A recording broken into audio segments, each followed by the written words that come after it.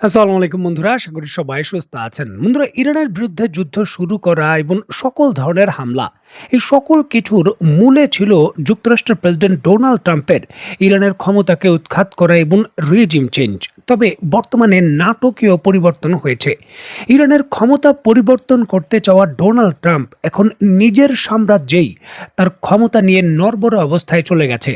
স্ক্রিনে নিশ্চয়ই আপনারা দেখতে পাচ্ছেন যুক্তরাষ্ট্রের সংবাদ মাধ্যম সহ আন্তর্জাতিক সংবাদ মাধ্যমের খবর, যেখানে যুক্তরাষ্ট্রের পুরো 50টি অঙ্গরাজ্য জুড়ে এবার ফুঁসে উঠেছে নো কিংস আন্দোলন, যেখানে প্ল্যাকার্ড ব্যানার নিয়ে রাস্তায় নেমে এসেছে যুক্তরাষ্ট্রের অন্তত 80 লক্ষ মানুষ এবং সবার কণ্ঠে একটিই দাবি, ট্রাম্প হটাও।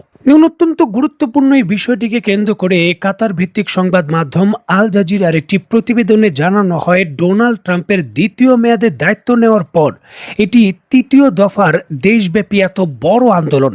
বিক্ষোভের আয়োজকরা জানিয়েছেন যুক্তরাষ্ট্রের 50টি অঙ্গরাজ্যে অন্তত 3300 স্থানে একযোগে এই কর্মসূচি পালন করা হচ্ছে।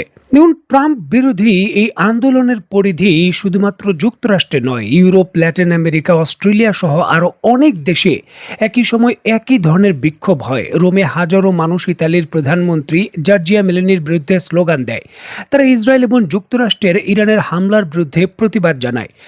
ইরানের যুদ্ধ, জ্বালানি ক্রাইসিস এবং মধ্যপ্রাচ্যের ইস্যু, সার্বিক বিষয়কে কেন্দ্র করে পুরো পৃথিবীতে মূল্যস্ফীতি যেইভাবে হিট করেছে, সকল দেশের সকল জনগণই কিন্তু এতে সরাসরি ভুক্তভোগী।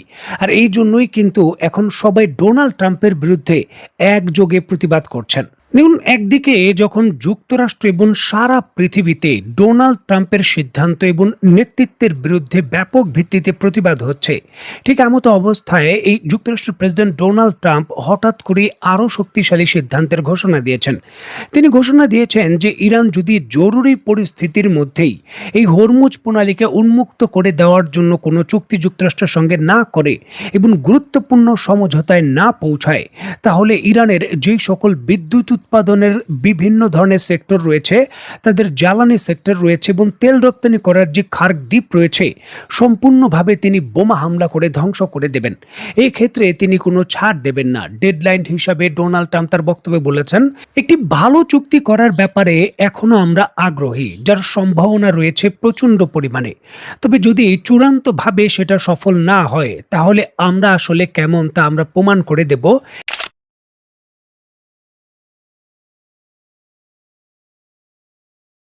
স্ক্রিনে বর্তমানে আপনারা যে ব্যক্তির ছবি দেখছেন, এই ব্যক্তির নাম হলো মোহাম্মদ সাফা।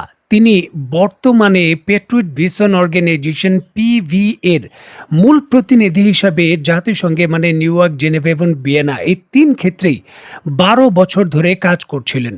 এখন এই ব্যক্তি হঠাৎ করে এই জাতিসংঘের উচ্চ পর্যায়ের এই পদ থেকে পদত্যাগ করেছেন। কারণ হিসাবে তিনি তার সোশ্যাল অ্যাকাউন্টে উল্লেখ করেছেন যে জাতিসংঘ ইরানের বিরুদ্ধে যে পারমাণবিক হামলা হতে চলেছে এই বিষয়ে পরিষ্কারভাবেই জানে।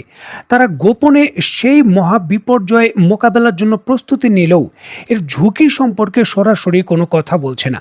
আর এই জন্যই তিনি মানবতার বিরুদ্ধে এই বড় ধরনের অপরাধ যে হতে চলেছে, এটার প্রতিবাদ জানাতেই তিনি তার যে পদ রয়েছে সেখান থেকে পদত্যাগ করেছেন এবং এর গুরুত্ব বিশ্ববাসীকে সরাসরি তিনি অনুধাবনের জন্য একটা বার্তা দিলেন যে ইরানের বিরুদ্ধে পারমাণবিক হামলা করার জন্য যুক্তরাষ্ট্র চূড়ান্ত পর্যায়ে রয়েছে এবং সেটা বাস্তবায়ন করবে তারা, এমন ইঙ্গিত কিন্তু জাতিসংঘ পাওয়ার পর প্রস্তুতিও নিচ্ছে। জাতিসংঘের এই কূটনীতিক যুদ্ধের পক্ষে থাকা ব্যক্তিদের সমালোচনা করে বলেন, তেহরান কোনো জনশূন্য মরুভূমি নয়। প্রায় 1 কোটি মানুষের বসবাস এই শহরে, যাদের পরিবার এবং অনেক ধরনের মানুষ কিন্তু সেখানে বসবাস করে। তিনি প্রশ্ন ছুড়ে দেন, যদি ওয়াশিংটন, বার্লিন, প্যারিস বা লন্ডনে পারমাণবিক হামলা চালানো হতো, তবে পৃথিবী কেমন হতো?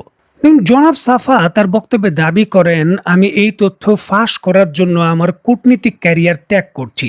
এই মানবতা বিরোধী অপরাধের অংশ বা সাক্ষী না হওয়ার জন্য আমি আমার দায়িত্ব স্থগিত করছি। অনেক দেরি হওয়ার আগেই একটি পারমাণবিক শীতকাল বা নিউক্লিয়ার উইন্টার ঠেকানোর চেষ্টা করছি আমি। জাতিসংঘের কূটনীতিকের নিজের পদ থেকে ইস্তফা দেওয়া এবং ইরানের বিরুদ্ধে পারমাণবিক হামলার প্রস্তুতি চূড়ান্ত, এই দাবি করার বিষয়ের পর তোলপাড় তৈরি হয়েছে যে ইরানের যুদ্ধক্ষেত্রে তাহলে কি একেবারে শেষ যে রেড লাইন রয়েছে সেটাও পার হয়ে যাবে, যার আশঙ্কা পুরোপুরিভাবে না করলে সামরিক বিশেষজ্ঞরা একেবারে উড়িয়েও দিচ্ছেন না। দেখুন, ইরানের যুদ্ধক্ষেত্রে যে উচ্চবিলাসী স্বপ্ন নিয়ে ডোনাল্ড ট্রাম্প এবং তার যে মিত্র রয়েছে ইসরায়েল এই যুদ্ধে নেমেছিল, তাদের উচ্চবিলাসী স্বপ্ন কাঙ্ক্ষিত আকারে তারা কিন্তু পূরণ করতে পারেনি।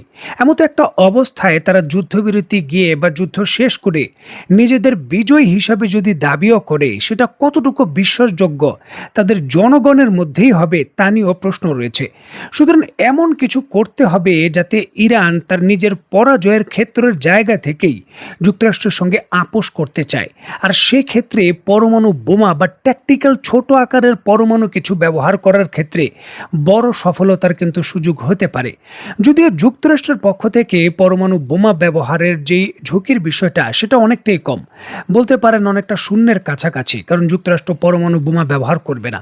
তবে প্রশ্ন হলো, ইসরায়েল তার অস্তিত্ব রক্ষা করার ক্ষেত্রে যেখানে ইরানের হামলার তীব্রতা বাড়ছে এবং ইসরায়েল পাল্টা হামলায় কত বড় কি করতে পারছে সেই বিষয়গুলো প্রশ্নবিদ্ধ।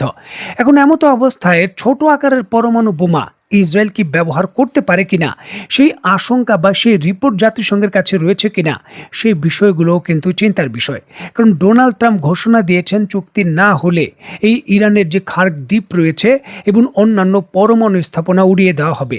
যে পরমাণু স্থাপনাগুলো মাটির নিচে পারমাণবিক বোমা হামলা করে মাটির নিচে বিস্ফোরণ ঘটিয়ে এই ধরনের উচ্চ বিলাসী স্বপ্ন বাস্তবায়নের একটা টেকনিক্যাল যে সুযোগ হয়তো থাকতে পারে, তাহলে কি যুক্তরাষ্ট্র সেই চিন্তা করছে? এই বিষয়গুলো নিয়েও কিন্তু আলোচনার ঝড় চলছে এখন।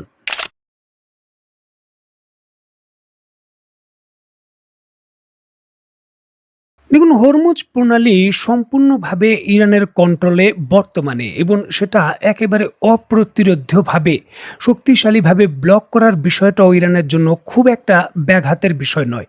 মাত্র কয়েক ঘন্টার মধ্যেই তারা যদি তাদের সি মাইনগুলো পেতে রাখে, তাহলে এগুলো সহজে কিন্তু উদ্ধার করা যাবে না। অলরেডি অভিযোগ রয়েছে ইরান কিছু সি মাইন কিন্তু মোতায়েন করে পুরো পরিস্থিতি কন্ট্রোল করছে।